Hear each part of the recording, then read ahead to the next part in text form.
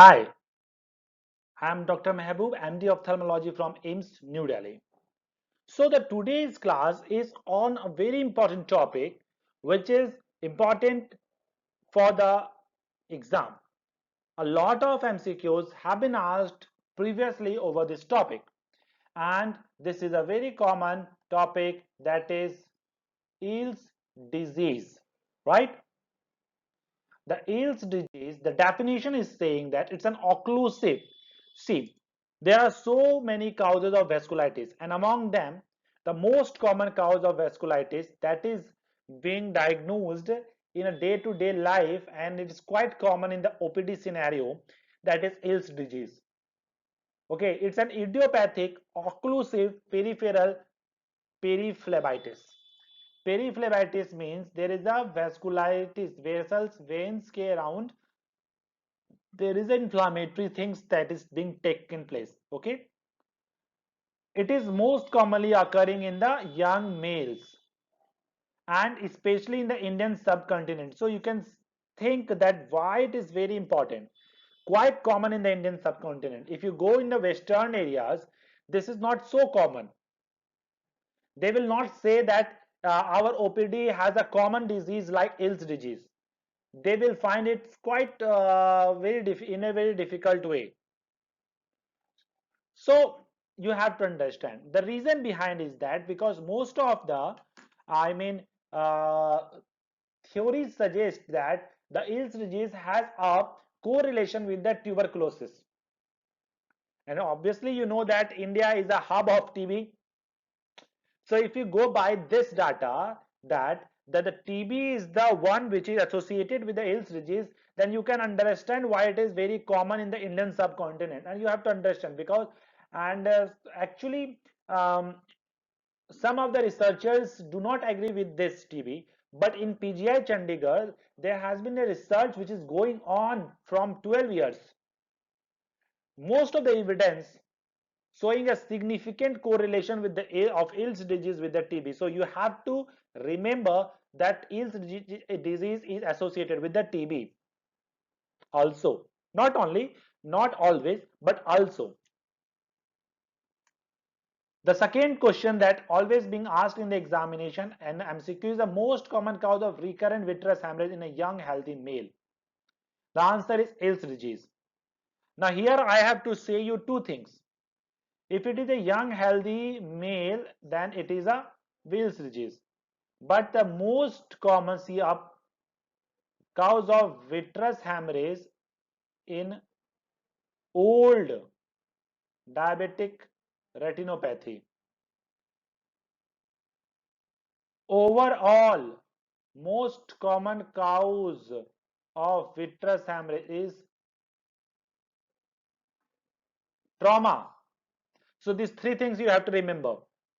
Now, Eales disease is bilateral. Coats disease is unilateral because this can come in the options point, na? That it can be bilateral, unilateral, something like that. So you have to understand that Eales is bilateral, Coats disease is unilateral.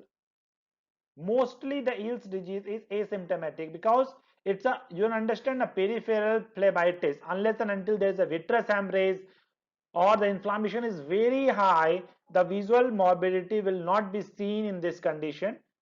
So it remains asymptomatic, or it is a diagnosis, incidental diagnosis, if we have to diagnose this.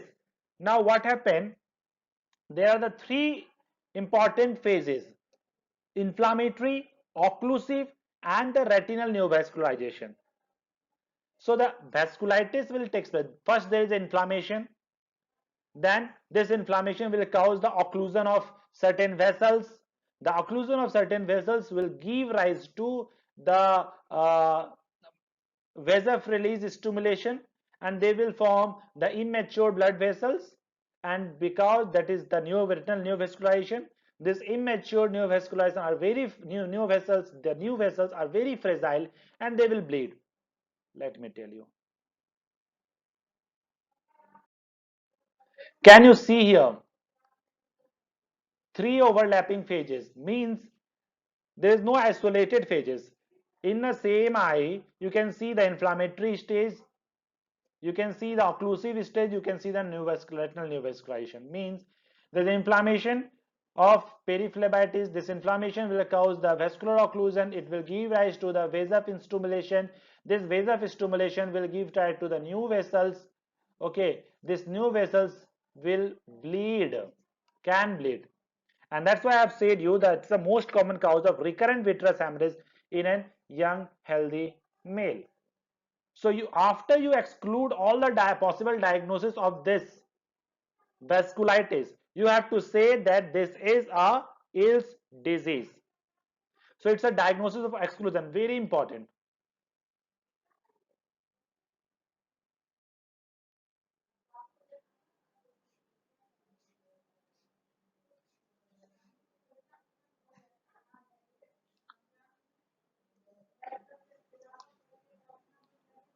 So this is, can you see here, peripheral vascular seeding.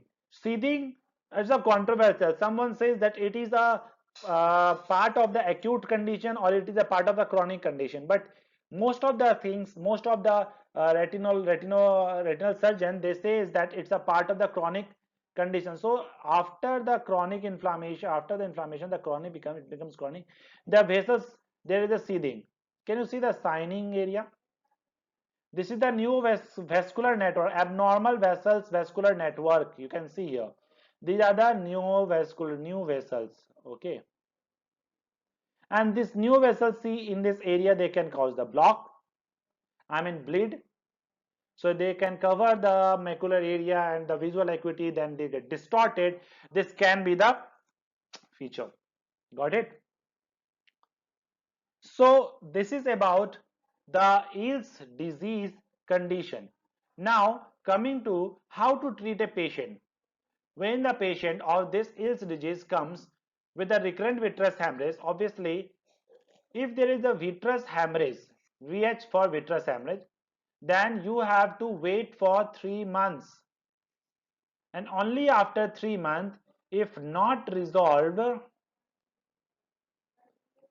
then you have to go for, then we called it non resolving vitreous hemorrhage. And what is the treatment?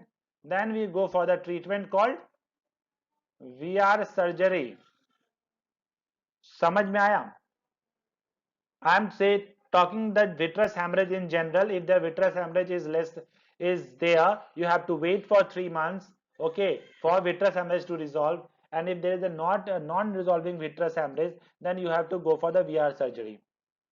So vitreous hemorrhage, if there is a vitreous hemorrhage, you have to wait. Now, since it's a type of vasculitis, so you can give the periocular vasculitis like PST, subtenon, topical or systemic steroid. Antitubercular treatment is considered in most of the cases because of its association with the TB. Scattered photocoagulation. Suppose what I was talking about the vitreous hemorrhage. Now, if there is a vitreous hemorrhage, you have to wait for the clearance of the hemorrhage, and after a follow-up, if there is a certain area that you can visualize, then you can laser only, na? Because for laser, the visualization is very important. Fourth is the intravitreal anti-VEGF. Obviously, there is a new vascularization formation, so you can give the intravitreal anti-VEGF in that condition, and new vessels has to be I mean lasered. The last atoll, obviously all of us know,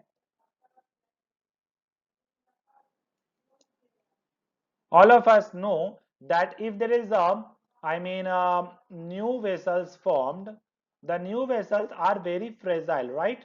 These fragile new vessels will bleed very easily, and if at all they get healed, they form a fibrous band. This fibrous band can cause the traction and leading to the tractional RD. So what type of the RD takes place in this condition? Tractional retinal detachment. In Coats disease, it is exudative retinal detachment, but in Eales disease it is tractional retinal detachment. So this is very important topic to understand. Hope you learned, uh, hope you got your concept clear from this. Thank you very much.